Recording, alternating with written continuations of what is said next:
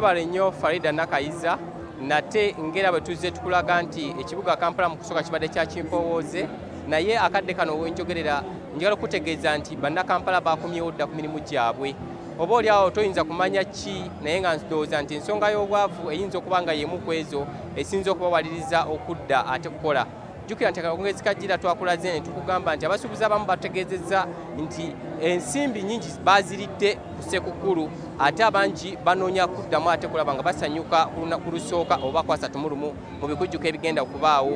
ku ssande ya sabbiiti eno ennyini wabula mu kadde kano ndi ne ssentebe akulira abasuubuzi b'omu bizimbe oba by'oyinza okuyita arcade omukulu Edward Ntale twagala Edward Ntale ayongere okutunnyonnyola kuki kubanga emabegako ddala gye luvuddeeyo nga Ssekukkulu eno oba eggandalo lino lyatwalanga sabbiiti nnamba oba olyamu batwalanga na sabbiiti 2 nnamba bavanga ku mirimu ng'ennaku z'omwezi 24 Desemba bakomangawo mu January nga 8 oba nga 3 naye akadde kano njagala okutegeeza nti ekibuga Kampala abantu mwebali abasuubuzi mwebali ate wamu n'abaguzi era bajja naddala abo basuula mu bitundu by'ewala Edward Ntale gwe ndi naye mu kaseera kaneeno njagala yongere okututangazaamu ddala ku mbeera zaabwe ng'abasuubuzi na ku biki ebyabawaliriza okulaba nga bakomawo mu kiseera kino omukulu Edward Ntale tuli naye ku BBS Telefina. Mbalamusizza abatulaba ku BBS Telefina, TV ya Buganda, TV yaffe, TV y'abasuubuzi etubeereddewo. Amanya n'eddoboozi Ntale Edward, chairperson UTEA Uganda. Ekibiina ekitwala abasuubuzi abakolera mu bizimbe wamu n'abo abatandikawo emirimu gyabwe mu Uganda. Embeera gye tulimu buli omu agiraba si yenyuma kubanga amazima gali nti ebintu byonna sitooko gye twasuubula mu Desemba nga yakutunda mu Desemba yandiweddewo mu nnaku z'omwezi eyo nga 15 naye emmaali yonna tomoni ejjudde era mu maduuka ebintu birina ekituufu mu bumbimbi ebintu byadibye okumanya byadibye nti ekiraga abasuubuzi nti baakoze abasuubuzi balemedde mu kibuga abasuubuzi Christmas tebagiridde bulijjo bagenda mu byalo amaduuka gaffe tugaggala ennaku z'omwezi 23 22 21 nga tukazizza nga tewali nga twera bwezi n'essaawa eno twatunze ebintu ne tulinda abalondalonda ng'omuntu omu ajja n'abaana 7-8 oba abantu abakulu ne bajja mu butuufu ku baana 8 bazze nabo n'agulirako omuntu omu.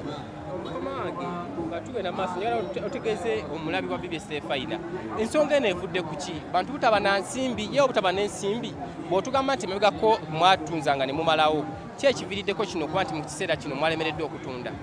Ekisookera ddala ngenda kutandikira ku mbeera y'obudde. Embeera y'obudde yakyuka abalimi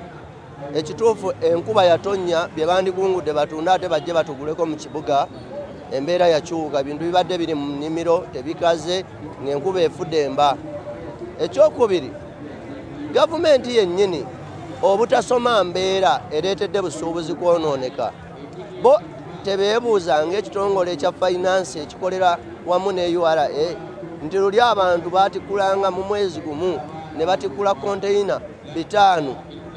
mu mwezi gumu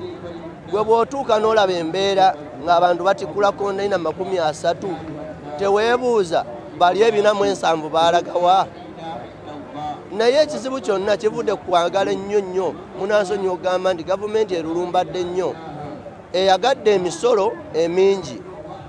naye nga teteerawo nkula nnungi erungamya abasuubuzi bakuuma na ssente okwongera mu busuubuzi. Pulojekiti bazoogerako bwogezi titulese PDM tulese biki naye nga ziddayo mu byalo mu kibuga wano otuuka parish modo n'ogisiŋŋananga mu kizimbe kimu kirimu parish 2 naye nga tebataddewo wadde nusu 5 kubanga tulina abantu ab'enjawulo bano abantu abo wansi be babeera obulungi ate be batugulako. Omwana owakameme bw'aba alina byasuubula akozesa miliyoni 3 4 5 ate yajja n'agula ku nze asuubuza. Ekyokusatu Ministry ya UIA Uganda Investment Authority erese ba investor wano naye ba investor bennyini yebeetugidde kubanga bajja okukola ebintu wano naye ne bawunzika nga ate tebafunye katale kaabyo nabo ne badduka ate nga ffe batulekedde obuzibu nga bagambye gavumenti ndi basobola okukola ebintu bye tubadde tusuubula mu nsi z'ebweru okugeza abachina bangi bazze wano nga bazze ne product naye nga ziri substandard kusonga wenyini nayagulako ko n'abasuubuzamu ne batutegeeza nti ebiseera ebimu abantu bano abajja nga bamusiga nsimbi bamaliriza muvuganya nabo mu katale nti bakola zi factory ne babasuubuza ayina bo ne bajja ku street ne batandika okutembeeya kituufu kyekyo kyennyini wano tulinawo aba Egyptians tulinawo aba China bonna essaawa eno tubadde abantu abasasula emisolo jjukira bwe bakola ebintu nga biri substandard ng'ate bo babiwa abatembeeyi kati abachina bennyini ne bana aba Egyptian bapromotinga butembeeyi mu kibuga ate